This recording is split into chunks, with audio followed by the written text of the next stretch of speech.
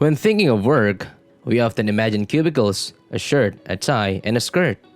We've seen these in movies and TV shows like The Office. But does our future really have to be confined in a tiny cubicle fighting each other to get to the top? Hey everyone! Welcome to Investing Wise Academy. I'm Jules, and today I will tell you a story of two friends that were caught in this thing called rat race and see what we can learn from them. But before that, make sure to like this video and let's get to it. The rat race starts after you graduate from college. You've just landed your first job and it pays well enough to enable you to begin purchasing the things that you desire. If you're a big dreamer, you could have set your sights on a 152-inch plasma TV as your first purchase goal. You get a car that works while saving up for your dream vehicle. You work more to advance your career and earn more money. As a result, you switch to somewhat more expensive but finer home. Dreaming big and working hard to get is a cycle that repeats itself over and over again throughout our lives. Wikipedia describes the rat race as unending, self-defeating, or useless pursuit. It is characterized by a high degree of competition and comparison. Workplace and corporate competition are unending. As soon as you get out of your cubicle and defeat your own co-workers, your co-workers change too. You and your new colleagues, who own offices as you now do, all compete for the most prominent spot in the building. Now, you've won again, and you get the corner office this time. After that, you glance up at the floor above you, and the intensity of the game increases. This competition reaches the upper floor, where the board is located. The rat race is never-ending struggle with no conclusion in sight. I'd like you to meet Peter and Samantha, so that we may see things from their perspective. Peter and Samantha went to same college class together. It was no surprise that they ended up sitting next to one another in business class since they had been fascinated with numbers since childhood. Weekends in college were filled with heavy drinking and all-nighters to catch up on missed assignments. They didn't put much effort in class, yet they were nevertheless able to achieve good scores despite their lack of effort. Several times a month, Samantha, Peter, and a few other friends would gather to play Scrabble and debate politics. Each of them relished these evenings to the fullest, which were the high points of their months. Fast forward a few years, they've finished college, landed good jobs, and are now unwittingly caught up in a rat race. Of course, as most college pals do, they agreed to remain in touching by playing Scrabble from time to time. For a time, they would rather once a month to play a few games and reminisce about their college days. Eventually, John stopped attending when his girlfriend became pregnant.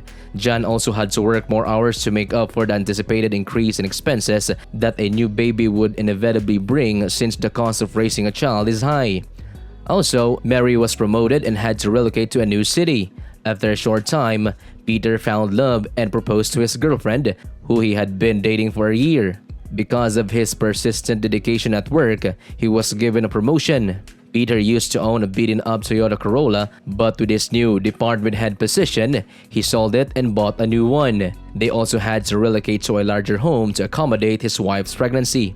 Scrabble had faded into background as he occupied himself with a game of life. He took out mortgage, bought a second car, and started a college fund for his children while convincing himself he needed to start investing in stock market. Peter kept complaining and blaming the rising cost of living on the fact that he had to work even harder at work to earn more money each year.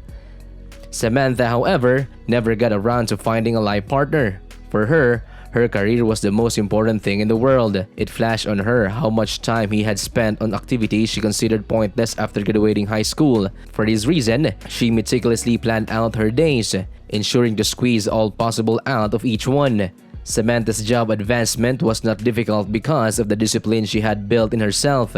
In fact, she found it to be effortless. She battled department heads for the management role, then other managers for the managing director post, and shortly she transferred to a firm for a higher paying job. She had friends and enjoyed their company, but she didn't see them much since she couldn't maintain connections outside work. 20 years after college, Peter was driving to a meeting when a rat race exhaustion hit him. Given how much time he spent at work, his marriage was also in trouble. He loved his children but never spent time with them. Indeed, he was progressing in his job and seeing a return on his investment. But he wasn't happy. He believed in being rich, driving an excellent automobile, and giving his kids the finest would make him happy. Instead, he was bored of trying to advance with no end in sight and performing the same work over and over. He longed to be back in their college room, drinking and playing Scrabble. Peter contacted his Scrabble team for the car and arranged a meetup. Mary, Samantha, and John pledged to attend, but Samantha was the only one that showed up. That night, they discussed the rat race. Were they satisfied now that they'd attained practically everything by college graduation? Did they see a way out? Was it pointless? Peter was dissatisfied. He thought there was a better way than the monotony of their lives. Samantha, however, wasn't sure how to live without her power suits, since the rat race fed and clothed and provided her a few luxurious holidays. How do you get out of this financial trap? Samantha decided to take a closer look at the situation when she arrived home that night. Was it really worth it to work on her career every day?